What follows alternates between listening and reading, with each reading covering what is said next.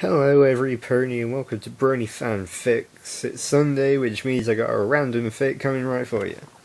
It's called Confound You Red Dot by Changeling Tictac. Okay. Sister, what pray tell is that? Asked the midnight alicorn, her hoof pointed at the space metallic object her sister held aloft above her head, a golden glow controlling its direction. Shh, Celestia hissed as she pulled both herself and Luna below the balcony railing. Look down there and stay quiet. Luna did as she was ordered and focused her gaze to the enclosed garden below. At first she noticed nothing out of the ordinary.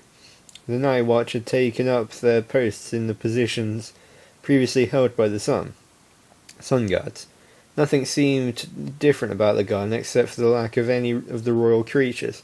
However, their absence was easily explained the events of the previous evening. 27 manticores in one garden. They said it could never be done. Luna muttered to herself with a silenced giggle. Shh! The sun goddess hissed again, this time placing a hoof over her sister's mouth and pointing towards the wooden gate. Luna fixed a gaze on the large wooden gate below. Nothing about it seemed different. She continued to stare at the gate, willing it to do something interesting. Nothing. Siesta, what exactly am I looking... As if on cue, her question was answered as the large wooden gate leading into the garden was blasted. Tiny wooden flakes rained from the heavens and small pieces of smouldering wood began to light up the trees.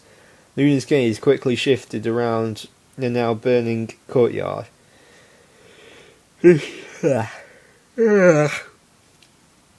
Searching for any signs of the guards. Thankfully, Celestia motioned to a small window where the two guards had taken shelter. Sister, what is happening here? Are we under attack? Celestia shook her head and small grin forming on her face. Give it a moment, my dear Luna. I'm sure you'll understand. Once again, as if on cue, the sound of thundering hoofbeats filled the courtyard. A few seconds later, the source of the sound came into view. Nightmare Moon stood in the middle of her glorious carnage, a thick layer of shadows coating her body and eyes as black as the pits of Tartarus. Her hate-filled gaze shifted across the burning garden, looking for any signs of movements, any signs of foul creature that had tormented her for roughly the past 37 minutes. A creature that had crawled out of the darkest abyss known to ponies or gods alike. It appeared to have no physical form, which meant there was no real way to harm it, except for magic, which through some unholy pact with some foul creature it was immune to. The only way of telling when the creature approached for another attack was a small red dot, which it would use to blind its prey before moving in for the kill. Celestia remained atop her balcony. Not a single sign of fear smudged her flawlessness. Sadly, the same couldn't be said for Luna, who had now assumed the fetal position.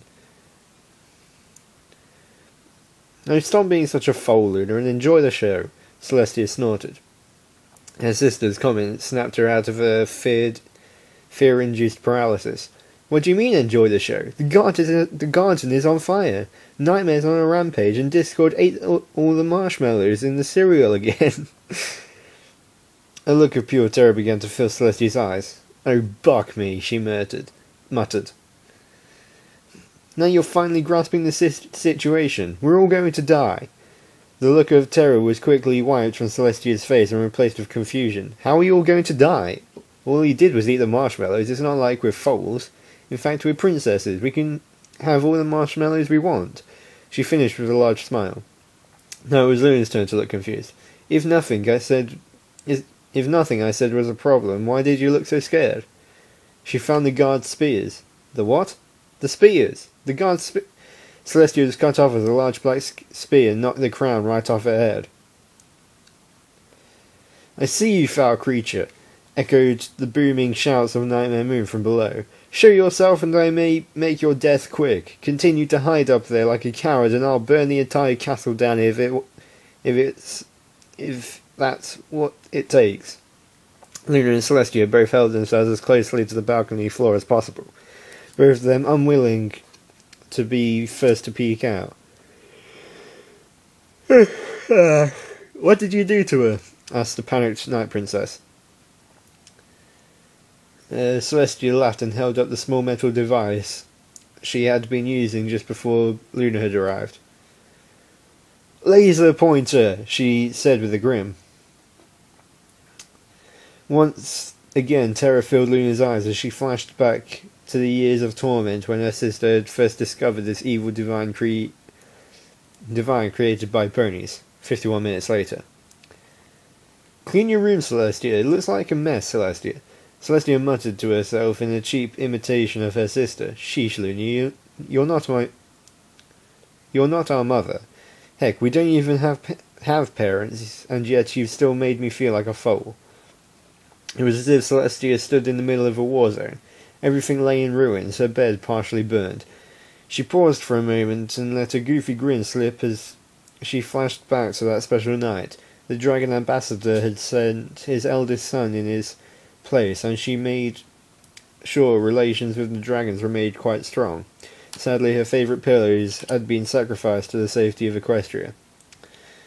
Her gaze began to shift once again as she continued to survey the outlining wastelands known only as Celestia's room, and land so dangerous not even Discord dared to enter without a guide.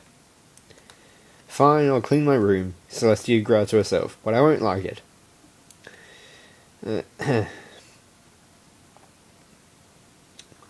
At first, everything had gone quite slow as she had to separate the garbage from her actual belongings. If any creature had seen her room, they would have been in complete disbelief. There was no possible way a princess could eat that much junk food, and yet the proof managed to fill 2.5 bags. After what felt like hours, but in reality was a little more than 10 minutes, Celestia had discovered something that truly shocked her. She had a flaw. She was almost certain it was a large black void the last time she checked. There, the deed is done and now I'm free. As Celestia began to walk towards the exit, something shiny caught her eye. She approached the source of the glare, her bed, the one place not even she dared to tread. A little known fact to almost any creature in Equestria was the fact that entrance to Tartarus was located under Celestia's bed.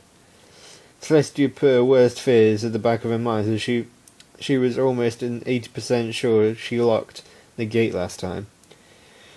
With her newfound courage, she reached a hoof under her bed and swept for her prize. After several mind-numbing seconds, she heard a thump as the small metal object shot out from under the bed. A truly evil grin swept across Celestia's face as she realised what she had just found. Meanwhile, in the kitchen, a groggy nightmare moon sat at the small wooden table located in the castle kitchen, a small bowl of cereal slowly going soggy in front of her. Discord sat inside the pantry, slowly going through each and every box of cereal, making sure not a single marshmallow was missed. Discord, if you're going to destroy all the good parts of cereal, could you at least pass some of it over here? Asked the groggy midnight alicorn. With a flash of light, Nightmare quickly began to regret her request as she was buried under a small mountain of marshmallows. The only thing keeping her from being crushed was the simple fact that they were marshmallows. If they hadn't been marshmallows, it would have been quite messy. In another flash of light, Nightmare vaporized her delicious and soft prison. You know what? I'm not hungry anymore. With that, Nightmare gripped the small bowl with her magic and made her way towards the sink. However, she was rudely interrupted as her vision was filled with a horrible shade of red, causing her to lose her balance and send her soggy breakfast into the air. Sadly, for her gravity brought it back down. From her vantage point up on the rafters, Celestia watched as Nightmare continued to slip on the spilled milk. Oh, this is going to be the most fun I've had in eons, Celestia told herself as she prepared the laser pointer for another strike. And no, sorry again if it seems so rushed, I just needed to write something to try and get myself out of this block. Not sure if it worked or not, but I did have fun writing this little story. Right, well, that was the Confound You Red Dot. It was alright, I guess. Anyway, thank you for listening. I hope you enjoyed that. Keep on spreading the magic of friendship, and I'll see you next time.